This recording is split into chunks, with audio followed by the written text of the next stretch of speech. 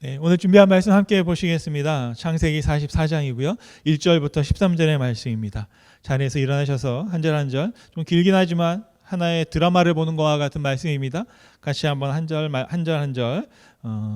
애굽에 지금 총리의 집에 우리가 있다라고 생각하고 같이 한번 말씀을 보시면 좋겠습니다. 창세기 44장 1절 말씀. 요셉이 그의 집 청지기에게 명하여 이르되 양식을 각자의 자루에 운반할 수 있을 만큼 채우고 각자의 돈을 그 자루에 넣고 또 내 잔 곧 은잔을 그 청년의 자루 아귀에 넣고 그 양식값 돈도 함께 넣으라 하매 그가 요셉의 명령대로 하고 아침이 밝을 때에 사람들과 그들의 나귀들을 보내니라. 그들이 성읍에서 나가 멀리 가기 전에 요셉이 청지기에게 이르되 일어나 그 사람들의 뒤를 따라가서 그들에게 이르기를 너희가 어찌하여 선을 악으로 갚느냐? 이것은 내 주인이 가지고 마시며 늘 점치는 데 쓰는 것이 아니냐? 너희가 이같이 하니 악하도다 하라.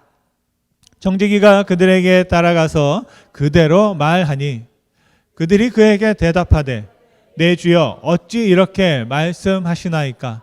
당신의 종들이 이런 일은 결단코 아니하나이다.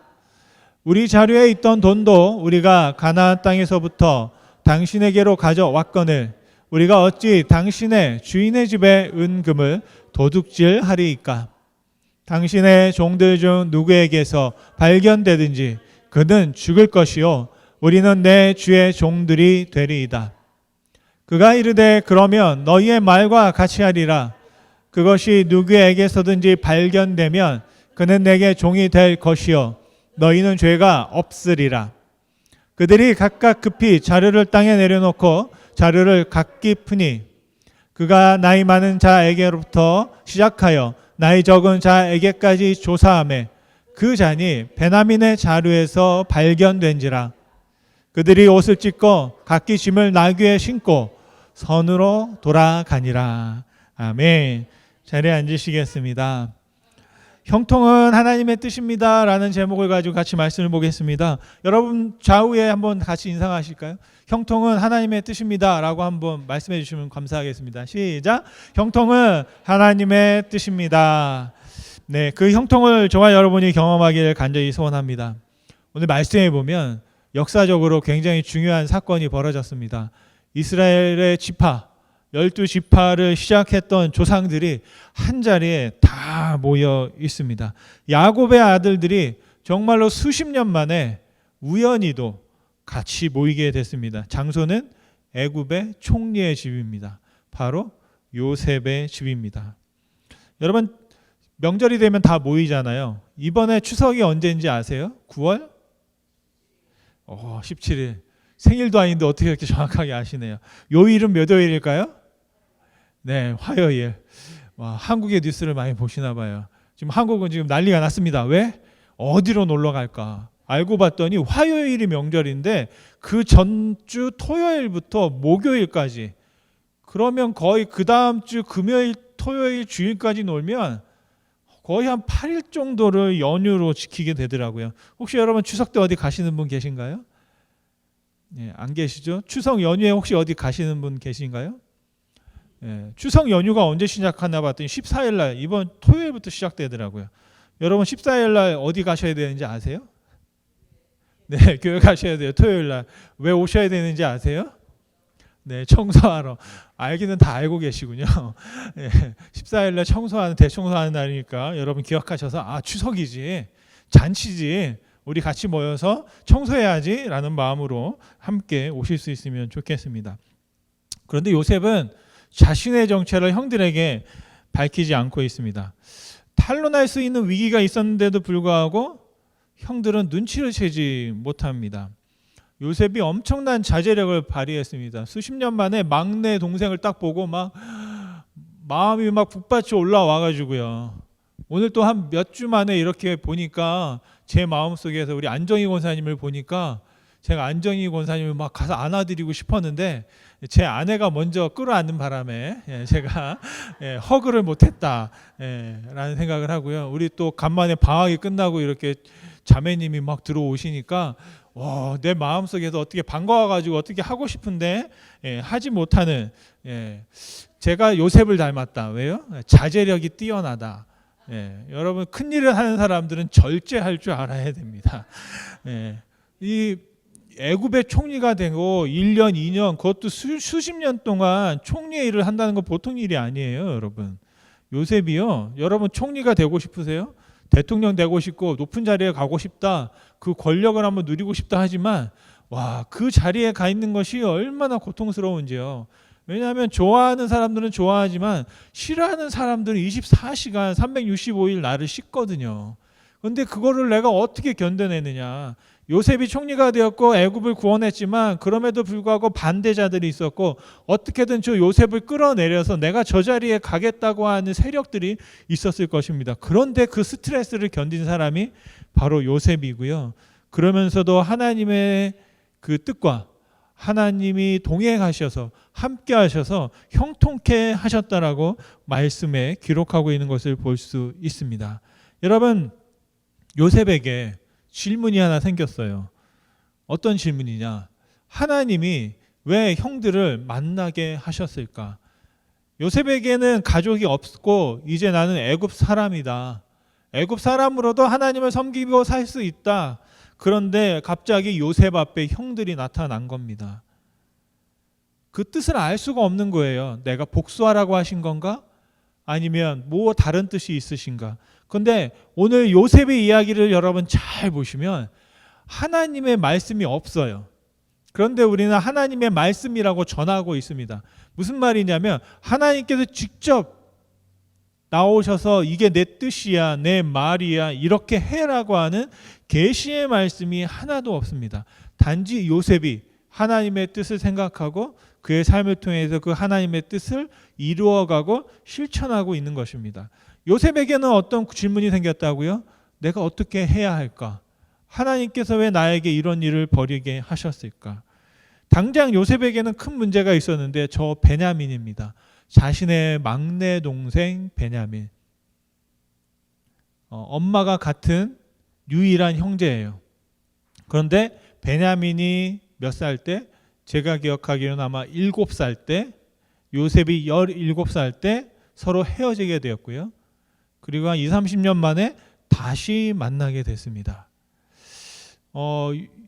요셉의 어머니가 라헬인데요. 라헬이 임신을 하지 못하다가 뒤늦게 요셉을 낳고 그리고 또 10년 만에 아들을 낳았는데 그게 베냐민이에요. 근데 그 베냐민을 낳고 그 라헬이 죽습니다. 그러니까 야곱에게는 요셉과 베냐민이 자신의 이 라헬을 바라보는 아주 중요한 11번째, 12번째가 바로 요셉과 베냐민이 되겠습니다. 그러면서 요셉이 생각한 건 하나님이 베냐민을 아직도 살려두셨고 그렇다면 내가 무엇을 해야 될까? 저 베냐민을 구원해야 되겠다. 내가 저 베냐민 내 동생을 지켜야겠다라고 생각한 겁니다. 문제가 있는데 뭐냐면 아직 흉년이 끝나지 않았어요. 흉년이 계속될 겁니다. 그렇다면 지금 당장 가나안으로 돌아가면 다시 또 흉년으로 고통당할 거예요. 그러니까 요셉이 생각한 건 뭐냐면 베냐민을 내 곁에 두자. 그런데 내가 요셉이고 베냐민 나와 함께 있자라고 말하기가 뭐하니까 요셉이 작전을 짭니다. 베냐민에게 누명을 씌우고 베냐민의 죄를 물어서 애굽에 가둬놓자라고 하는 겁니다. 그리고 형들은 보내버리고 자신은 베냐민과 같이 살아야지라고 말하는 겁니다. 오늘 3절 말씀해 보니까 그렇게 말씀하고 있습니다. 요셉의 형들이 이제 다 짐을 챙겨서 아침이 딱 밝으니까 빨리 어떻게든 이제 애굽을 떠나려고 합니다. 3절 한번 같이 한번 읽어보겠습니다. 아침이 밝을 때 사람들과 그들의 나귀들을 보내니라. 새벽같이 보낸 거예요. 형들은 뒤도 돌아보지 않고 빨리 도망가는 겁니다. 자기가 요셉인지도 모르고요. 그런데 어떤 일이 벌어졌냐면 얼마 가지도 못해서 그 애굽에 있는 그 성을 벗어나기도 전에 다시 붙잡혀서 요셉 총리의 집으로 돌아옵니다. 13절 말씀입니다. 같이 한번 읽겠습니다. 그들이 옷을 찢고 갓기심을 나귀에 싣고 성으로 돌아가니라. 아멘. 요셉은 청지기를 시켜서 베냐민의 짐에다가 자신의 은잔을 집어넣어 놓게 했고요. 그 은잔이 발견된 걸 빌미로 다시 그들을 죄인처럼 호송해서 끌고 온 것입니다. 그런데 저와 여러분은 요셉의 이야기를 다 알고 계세요. 나중에 어떤 일이 벌어지는지 압니다. 그런데 중요한 것은 요셉은 아직 몰라요. 그리고 요셉의 형들도 모르고 베냐민조차도 자기에게 어떠한 일이 일어날지 지금 모르는 상태에서, 중요한 것은 그런 상태에서 어떻게 하나님을 알아갈 것인가라는 거죠. 우리들도 모르잖아요. 앞으로 어떤 일이 벌어질지 우리가 몰라요. 제가 지난주에 어떤 일이 벌어질지, 주일 예배 끝나고 막 세례식을 하고 은혜를 받고 은혜 가운데 집에 딱 들어갔다는 거 아닙니까? 들어갔는데 저희 아내가 평소에 하지 않던 짓을 하는 거예요. 집에 들어오면 피곤하니까 그냥 침대에 그냥 탁 대자로 누워야 되는데 갑자기 자기 막내 아들이 불쌍해 보여서, 막내 아들이 배가 고프다고 하니 떡볶이를 해줘야 되겠다. 그래서 떡볶이를 해준다고. 네. 떡볶이를 하려고 보니 파가 없네. 그래서 그 어머님이 해놓으신 밭에 가서 파를 딱 뜯어다가 떡볶이를 잘 먹었다는 거 아닙니까? 그 먹고 나서 샤워하고 갑자기 한 30분인가 1시간 있다가 몸에서 두드러기가 나기 시작하는 겁니다. 그러더니 온몸에 막 반점이 막 퍼져가지고, 그래서 이게 웬일인가, 벌레 물려서 그렇나 보다. 보니까 벌레 물린지 알고 이제 벌레 물린데 발레는 막 약 바르고 막 여기도 빨개지고 온몸이 막 다 빨개지고 막 간지럽고 난리가 난 거예요. 견디면 괜찮겠지 하다가 결국에는 못 견디고, 막 숨쉬기도 힘들다. 그래서 결국에 응급실을 갔다는 거 아닙니까? 밤에 그 응급실에 갔는데 저는 별거 아닌지 알고, 벌레 물렸으니까 가라앉겠지. 그리고 나서 저는 그냥 다시 돌아온 거예요. 들어가서 좀 쉬다가 와라 그런 마음으로. 그리고 왔는데 한 시간 있다가 전화가 왔어요. 죽을 것 같다고 막. 그래가지고 죽을 것 같은데 내가 어떻게 할 수가 없잖아요. 그래서 이제 내가 어떻게 해야 되나, 5만 가지 생각이 막 다 들고, 이거 뭐 기도는 해야 되는데 뭐 어떻게 해야 되나 막 그러고서 이제 막 정신없이 또 이제 병원으로 달려가는데 또 30분 있다 전화 왔어요. 이제 좀 살만하다고. 보니까 이게 뭐 결과적으로 얘기가 길어지는데 아무튼 알러지가 왔다는 거예요. 무슨 알러지인지 모르겠으나 잠깐 그 밭에 들어갔다 나와서 뭐 했는데, 저희 어머님은 거기서 사시거든요. 늘 그냥 아침에도 저녁에도 사는데 안 가던 곳에 잠깐 갔다 온 것 때문에 막 온몸에 알러지가 나가지고, 그래서 주일 저녁에도 가고 월요일 저녁에도 또 가고 3일 내내 응급실에 갔다는 겁니다. 가서 결국에는 지금 이제 좀 잦아졌어요. 잦아지고 살만한데 원인을 이제 좀 찾고 있습니다. 결론적으로 말하면 내가 도대체 어떤 일을 겪을지, 바로 앞에 무슨 일이 일어날지 우리가 모르는 거예요, 여러분. 그렇게 살아가는 거죠. 근데 중요한 것은 그런 순간순간마다 우리는 어떤 결정을 해야 되고, 정말 이곳에서 하나님께서 나에게 바라시고 원하시는 것이 무엇인지를 알아야 한다는 겁니다. 왜냐하면 그 하나님의 뜻이 형통의 길로 우리를 인도하기 때문이에요. 여러분과 제가 잘 모르는 상태지만, 알 수 없는 상태지만, 그래도 여전히 하나님의 지혜를 구하고 하나님의 뜻을 구하며 살아가야 되는 줄로 믿습니다. 바로 그런데 예민한 사람이 누구냐? 요셉이었어요. 그래서 그 순간순간 하나님께서 나에게 무엇을 바라시는가? 그래, 막내 동생을 내가 살려야 되겠다. 형들과 있다 보면 어떤 어려움을 당할지 모른다. 그런 마음으로 요셉이 작전을 짜고 일을 진행했다는 겁니다. 질문은 무엇이냐면, 하나님의 뜻, 형통의 길로 가기 위해서 우리가 어떤 지혜를 구해야 할까요? 여러분과 삶의 속에서 형통의 삶을 살려면 각별한 주의가 필요하다. 각별히 주의를 기울여야 한다라는 지혜를 말씀을 통해서 먼저 보게 됩니다. 형들을 한번 보면요, 그 전날 요셉과 함께 아주 취하도록 마셨습니다. 취하도록 마시면서 어떤 일이 벌어지냐면, 자기도 모르게 잠이 들었어요. 그래서 새벽에 잠이 깨니까 이제 어떤 일이 벌어집니까? 고향으로 돌아가야지. 그래서 어떻게든지 빨리 이 애굽 총리가 마음이 변해서 우리에게 또 어떤 해코지를 하기 전에 도망가자 하는 겁니다. 그런데 중요한 게 뭐냐면, 그러는 사이에 요셉이 그 형들의 짐에다가 돈 집어넣고 은잔을 집어넣은 거예요. 근데 이게 한 번 있던 일이 아니거든요. 지난번에도 그랬어요. 지난번에도 요셉이 청지기들을 시켜서 그 형들의 짐에다가 물건값 대금 지불한 거를 다시 집어넣어. 근데 여러분, 우리가 상식적으로 생각하면 다시 두 번째 또 당할 수는 없잖아요. 아마 떠나기 전에 짐을 한번 살짝 열어보든지, 혹시 또 내가 실수하는 건 아닌가, 또 무슨 일이 있는 건 아닌가, 원인은 모르지만 또 어떤 일이 벌어진 건 아닌가 하고 열어볼 만도 한데요. 형들은 열어보지 않습니다. 그냥 어떻게든지 빨리 도망가자. 그런데 바로 그런 일이 벌어지게 되는 겁니다. 여러분, 저와 여러분의 삶을 살 때는 각별한 주의가 필요하잖아요. 그죠? 자녀들을 향해서 부모님들이 항상 하는 게 차 조심해라. 길을 건널 때 조심해라. 어떻게 조심해라. 저희가 이제 교회가 주차장이 이렇게 잘 보시면 원래는 6대밖에 차를 댈 수가 없어요. 그런데 이제 우리가 열심히 테트리스 해가지고 여기도 되고 저기도 되고 해서 잔디반대도 해가지고 한 11대까지 되거든요. 근데 주일날 보면 제가 한번 계산을 해봤어요. 저쪽에 건너편에 몇 명이 되나 보면 한 15대에서 13대 정도 되더라고요. 여기 11대고 하면 우리가 한 주일날 평균 한 25대에서 28대를 주차할 공간이 필요한 거예요. 그런데 보니까 이제 저쪽도 가득 찼어요. 근데 감사하게도 지난주에 저희가 타운에 또 연락을 했더니 새로 도서관에 주차장이 한 20대 정도 될 수 있거든요. 근데 주일날 세지 않아요. 그래서 이렇게 딱 보니까 저쪽 파란색은 어린이집이고 이쪽 노란색은 이제 도서관 주차장입니다. 그래서 이제 저기에다가 20대 되면 한 40-50대 정도는 우리가 이제 될 수 있는 공간을 또 하나님께서 확해 주셨어요. 제가 이걸 왜 말씀드리냐면 우리가 주의가 필요하다. 여기가 보면 원래는 소방차가 지나가야 되거든요. 건물이 또 이쪽 있고 이쪽 있고 그렇기 때문에 할 수만 있으면 여기를 지나갈 수 있게 좀 남겨두면 좋겠다라는 고민을 합니다.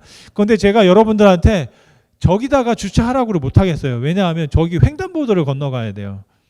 그러니까 파란색을 가려면 2번을 건너가야 되고 이 노란색을 가려면 1번을 건너가야 되는데 혹시 제가 여러분이 또 아이들처럼 부주의하게 건너가다가 혹시 사고라도 나면 어떡하나 싶어가지고 제가 저기를 대라고 대놓고는 말하지 못하고 할 수만 있으면, 그래서 또 우리 청년들 중에는 저쪽에 이쪽으로 아예 가서 여기 신호등에서 건너가는 안전하게 건너가는 그런 지혜를 발휘한 분도 있습니다.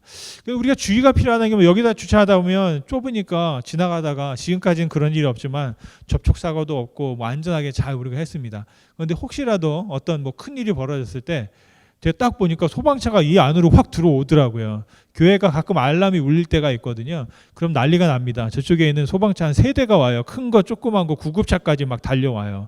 어떤 일이 있었냐면 작년 연초에 저쪽에 그 페리시올의 지하에 수도가 터진 적이 있거든요. 수도가 터지니까 그 물이 터져가지고 파이어 알람이 연결돼서 이제 저쪽에서 출발한 거예요. 보니까 수도가 터졌어가지고, 근데 그것도 이제 물에 데미지가 있기 때문에 관련이 있는데 보니까 막 여기 큰 차가 막 들어옵니다. 저희가 그런 일은 없겠지만 우리가 그런 사고를 위해서 한번 준비하고 한번 생각을 해보는 겁니다. 그래서 이제는 여러분 이제 충분한 주차장이 있어가지고요. 저쪽을 주차하시는 분들도 찻길을 건널 때는 자 어떻게 해요? 발을 하나 이렇게 딱 내밀고 차들이 다 서면 건너가시기 바랍니다.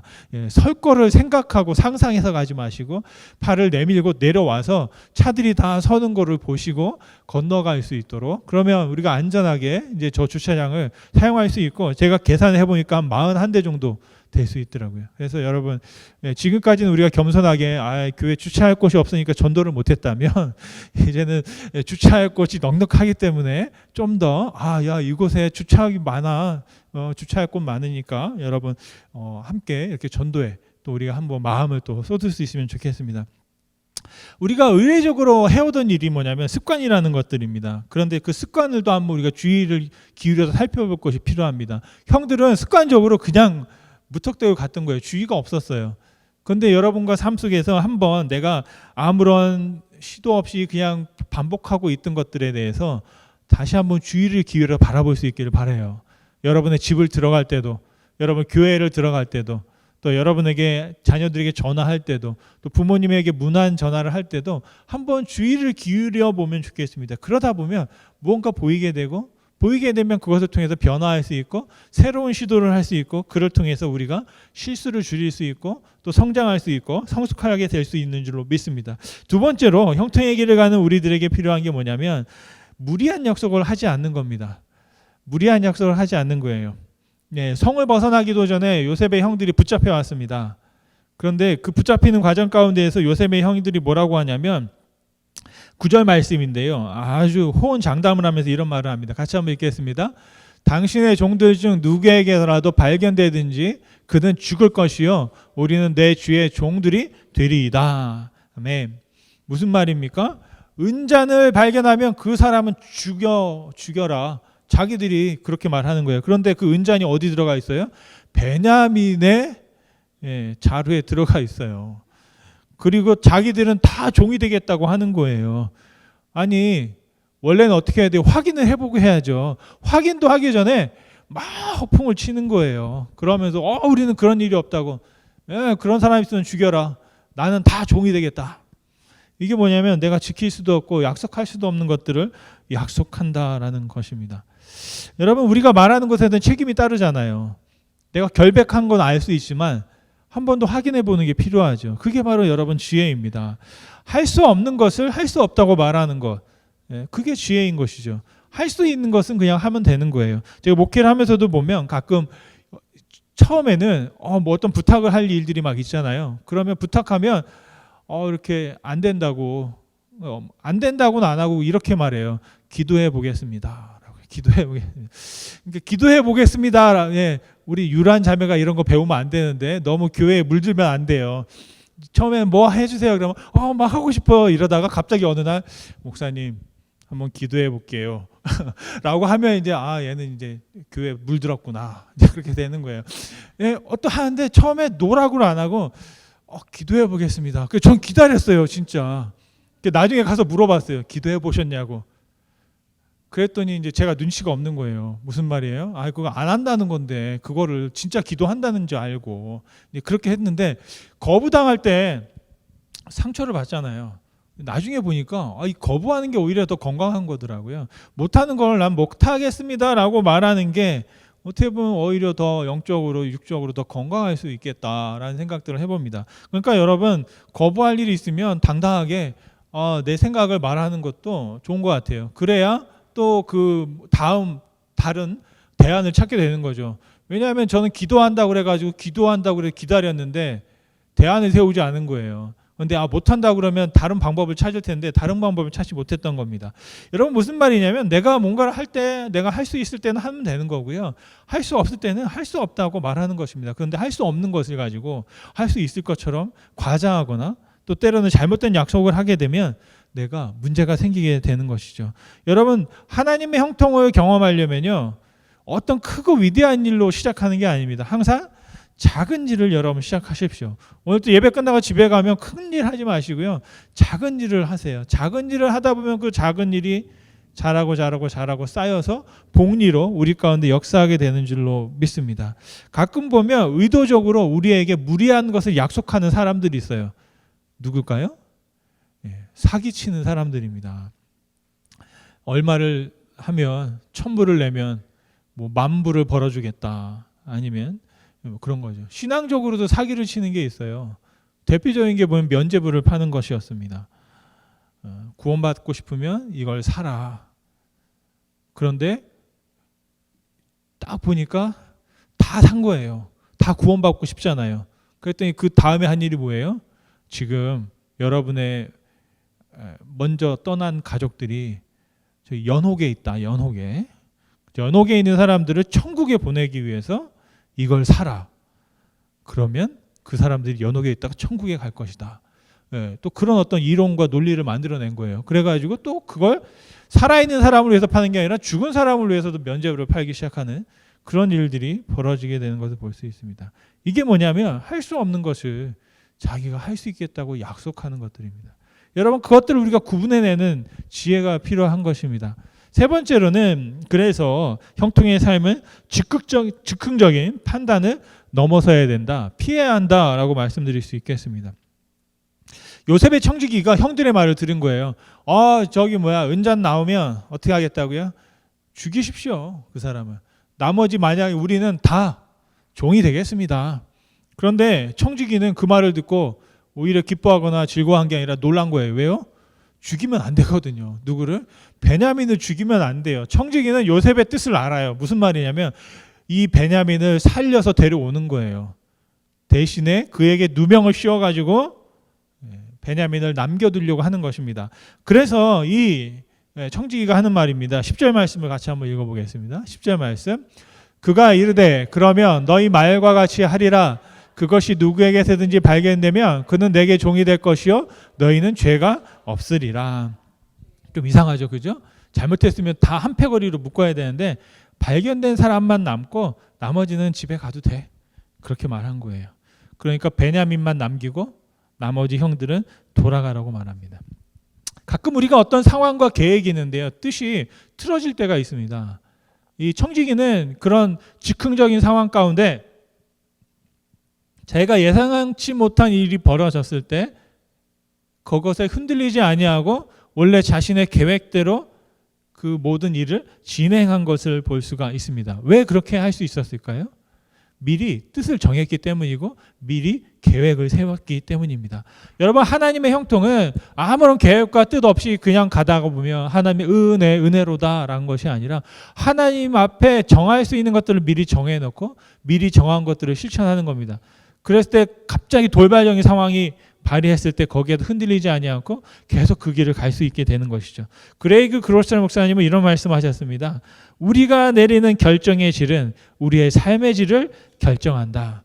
그런데 갑작스럽게 즉흥적으로 하다 보면 우리의 결정의 질이 떨어질 수 있는 거거든요. 그래서 중요한 것들은 미리 결정해 놓는 것들이 필요합니다. 그런데 우리는 반대로 한다는 거예요. 크로셀 목사님 뭐라고 말씀하시냐면 흥미로운 사실은 우리가 중요하지 않은 결정을 분석하는 데는 너무나 많은 시간을 쓰는데 반면에 중요한 결정은 일시적인 감정에 따라 내릴 때가 많다라는 겁니다. 여러분은 이러지 않으세요? 저는 제 얘기를 하는 것 같았어요. 정말 쓸데없고 별로 중요하지 않은 것에 막 매달려가지고 막 검색하고 알아보고 별 막 노력을 다 하는 겁니다. 그래놓고 정말 중요한 결정을 해야 할 때는 그냥 기분으로 그냥 기분대로 해버리는 경우가 있다는 거죠. 그래서 어떻게 해야 된다고요? 중요한 것을 미리 결정하는 겁니다. 이 크로셀 목사님이 자신은 7가지를 미리 정했다는 거예요. 그분의 책에서 미리 결정하라는 책에서 이렇게 말했습니다. 나는 한번 리스트가 있나요? 나는 첫 번째로 거룩함을 지킬 것이다. 두 번째로 나는 하나님을 최우선으로 섬길 것이다. 같이 한번 읽어보겠습니다. 3번 나는 하나님께 충성할 것이다. 나는 선악력을 발휘할 것이다. 나는 힘껏 베풀 것이다. 나는 꾸준히 노력할 것이다. 나는 포기하지 않을 것이다. 마지막이 뭐예요? 왜 never give up입니다. 나는 절대 포기하지 않을 것이다. 제가 그래서 이 책을 읽고 저도 한 10가지를 만들어 봤어요. 다 읽지는 않겠지만 이런 리스트업을 한번 해봤습니다. 첫째, 나는 끝까지 하나님과 동행할 것이다. 뭐 할 것이다. 동행할 것이다. 존중할 것이다. 예배할 것이다. 시작할 것이다. 미리 정해놓는 겁니다. 그래서 내가 이렇게 할 것이다 라고 정해놓으면 어떤 돌발적인 상황이 나왔을 때 흔들리지 않을 수 있다는 것이죠. 여러분도 한번 정해보시기 바랍니다. 말씀을 마치면 우리의 삶 속에서 가장 중요한 것들을 미리 결정하는 것들이 지혜일 수 있겠습니다. 아까 말씀하신 것처럼 그러기 위해서는 첫 번째로 우리 각별하게 주의를 기울여서 발견하고 찾아야 됩니다. 하나님의 뜻은요, 발견하고 찾고 두드리는 자에게 보여지는 줄 믿습니다. 또한 여러분 약속할 수 있을 때 무리한 약속이나 허풍하지 마시고 정말로 할 수 있는 약속을 하실 수 있기 바라고요. 또한 즉흥적인 판단을 넘어서 미리 중요한 것들을 결정해 놓고 살아가실 수 있을 때 우리가 하나님께서 바라시는 형통의 삶으로 나아갈 수 있을 줄 믿습니다. 여러분, 우리에게 가장 중요한 게 뭘까요? 가장 중요한 결정은 무엇이 있을까요? 살고 죽는 문제가 아닐까 싶습니다. 여러분, 우리가 먼저 살아야 그 다음이 있는 것 아니겠습니까? 우리의 생명에 대해서 저와 여러분이 먼저 결정할 수 있으면 좋겠습니다. 요한복음 10장 10절 말씀에 보면 예수님께서 이 땅에 오신 이유를 이렇게 말씀하고 있습니다. 나는 양들이 생명을 얻고 더 얻어 풍성하게 하려고 왔다라는 겁니다. 양들이 누굴까요? 우리들이죠. 예수님은 우리에게 생명을 주시려고 했고 우리에게 주신 생명이 더 풍성하여지기를 위해서 오셨다라는 겁니다. 우리에게 어떻게 생명을 주셨냐면 이사야서 53장 5절 말씀입니다. 같이 한번 읽겠습니다. 그가 찔림은 우리의 허물을 인하며 그가 상함은 우리의 죄악을 인함이라. 그가 징계를 받음으로 우리가 평화를 누리고 그가 채찍에 맞음으로 우리가 나음을 입었도다. 아멘. 사랑하는 여러분, 나음을 입으시기 바랍니다. 예수님께서 우리의 죄와 허물에 의하여 죽으셨던 거예요. 이제 그리스도와 함께 살아가시기를 정하시기를 바랍니다. 에베소서 2장 8절 말씀인데요. 같이 한번 읽겠습니다. 너희가 그 은혜로 인하여 믿음으로 말미암아 구원을 얻었나니 이것이 너에게서 난 것이 아니요 하나님의 선물이라. 여러분, 구원은 선물입니다. 하나님이 주시는 거예요. 여러분, 선물은 주시면 받으면 되는 겁니다. 여러분, 오늘 우리가 예수 그리스도를 믿음으로 그 선물을 받아 누리며 사실 수 있기를 간절히 소원합니다. 시편에 보면 다윗이 이렇게 노래합니다. 잘 아시는 거죠. 같이 읽어볼까요? 여호와는 나의 목자시니 내게 부족함이 없으리로다. 내가 여호와의 집에 영원히 살리로다. 이게 시편 23편의 시작과 끝입니다.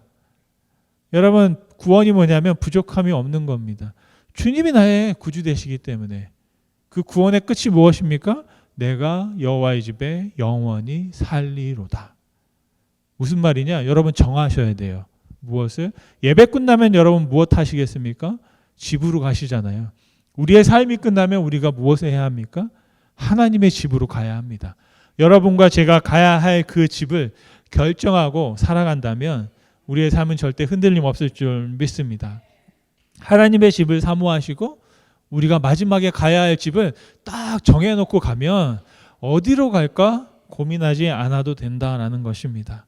하나님께서 예수님을 통해서 주신 풍성한 생명을 누리고 형통의 삶으로 나아가기 위해서 우리가 가야 할 집을 결정하고 살아가기를 간절히 축원드립니다.